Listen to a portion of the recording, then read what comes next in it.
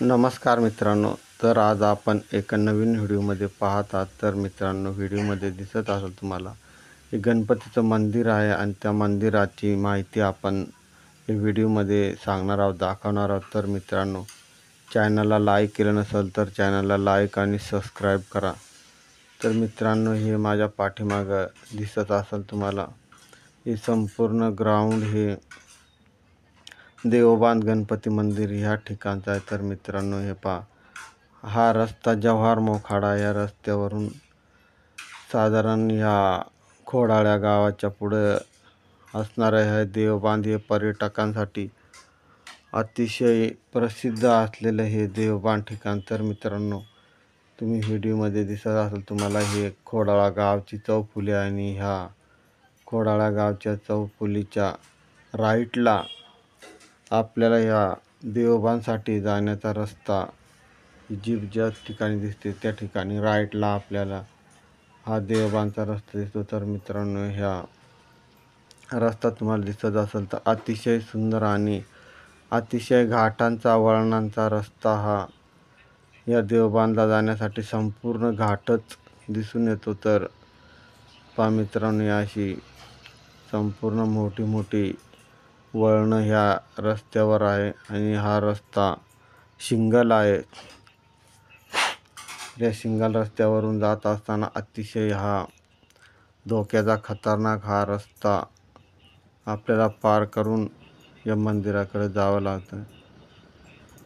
तर मित्रांनो, असे ह्या देवबांध गणपती मंदिराला तुम्ही अवश्य कधी जर आलात तर या मंदिराला भेट द्या. आणि ह्या रस्ताही अतिशय सुंदर असा दिसून येतो. इथं तर जास्त पर्यटक पावसाळ्यामध्ये येतात. तर मित्रांनो, आम्ही या उन्हाळ्याच्या याच्यात गेलो आहे. तर हे पहा, दिसत असेल या सह्याद्री आदिवासी विकासांचा हे बांधकाम आहे.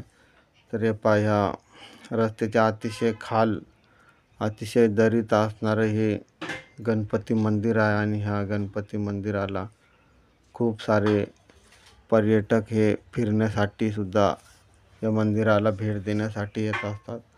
तर जास्त करून हे संपूर्ण आजूबाजूला गणपतीच्या मंदिराच्या साईडने दिसणारं हे संपूर्ण जंगल आहे. आणि ह्या जंगल भागात एक अतिशय ह्या दरीत हे बसलेलं हे देवबांध गणपती मंदिर हे दिसून येते. आणि ह्या पर्यटकांसाठी अतिशय आनंद आणि उत्साह येतो. तर इथं जास्त पावसाळ्यामध्ये लोक येतात असतात. तर उन्हाळ्यातसुद्धा ह्या ठिकाणी अतिशय सुंदर असं थंडगार वातावरण हे आपल्याला या ठिकाणी आढळून येतं.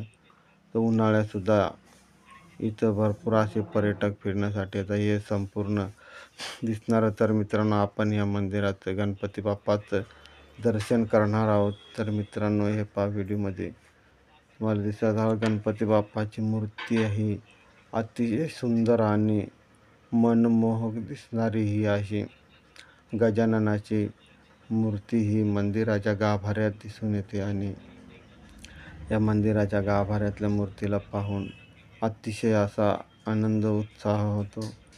तर गणपती बाप्पा हे सर्वांचं दैवत असलेले हे गणपती मंदिर आहे. तर आम्हीसुद्धा ह्या मंदिराच्या दर्शनासाठी गेलो आहोत.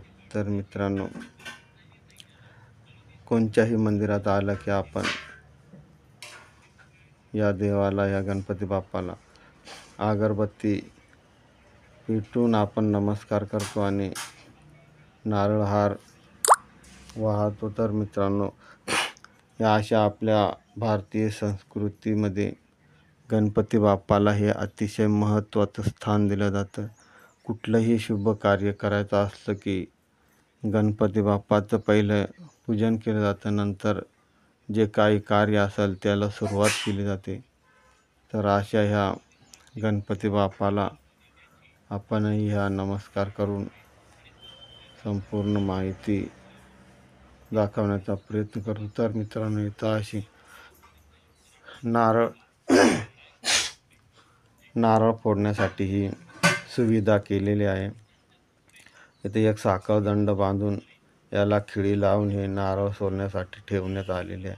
आणि हे पाठीमागचं मंदिराचं वातावरण तुम्हाला दिसत असेल तर ही नदी आहे आणि ही नदी पावसाळ्यात अतिशय तुडुंब अशी भरून वाहते आणि मंदिराची शोभा वाढवते. तर मित्रांनो, आता ह्या मे महिन्याचा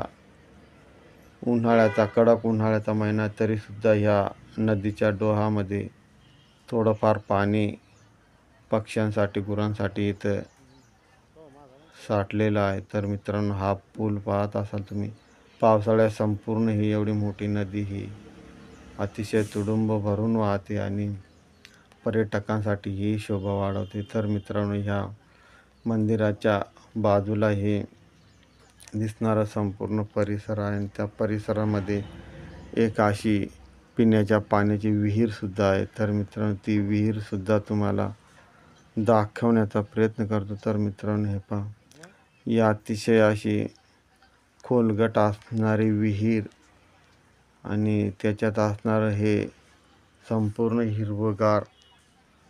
हिरवगार नितळ असं पाणी दिसत आहे. तर मित्रांनो, हे पहा, या व्हिडिओच्या याच्यातून मी तुम्हाला दाखवत आहे. पहा, ही विहीर आणि याच्यात बोरवेचा पाईप आहे आणि हे पाणी पिण्यासाठी वापरतात. तर अतिशय सुंदर असं नितळ पाणी आहे आणि त्याच्यात कासवसुद्धा दिसून येतं. तर मित्रांनो, व्हिडिओमध्ये दिसत असेल तुम्हाला, हे दिसणार आहे ते कासवसुद्धा ह्या विहिरीमध्ये फिरत आहे.